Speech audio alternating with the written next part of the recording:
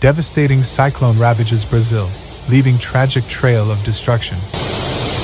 On June 18, 2023, a catastrophic cyclone struck Brazil's Rio Grande do Sul, unleashing deadly flooding and causing widespread devastation. Local authorities report a heartbreaking loss of life, with at least 12 people perishing and 5 individuals still unaccounted for. Additionally, nearly 3,000 individuals have been displaced, their homes washed away in the wake of this extratropical cyclone. In response to this dire situation, government officials have swiftly mobilized resources to the hardest hit areas.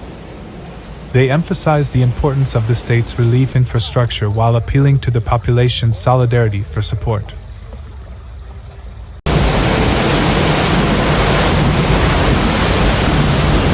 Governor Eduardo Leite of Rio Grande do Sul highlights the commendable efforts of the Military Firefighters Corps, which has conducted approximately 2,400 rescues during the past 2 days.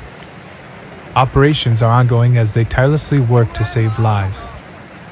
Recognizing the gravity of the situation, the federal government has pledged humanitarian aid and assistance in the arduous task of reconstruction. These catastrophic events serve as a stark reminder of the intensifying and increasingly frequent extreme weather occurrences worldwide.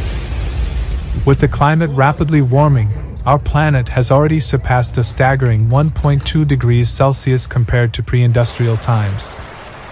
Alarming projections suggest that the next 5 years will be the hottest on record. As we grapple with these harrowing consequences, it is clear that concerted global efforts are needed to address the urgent challenges posed by climate change.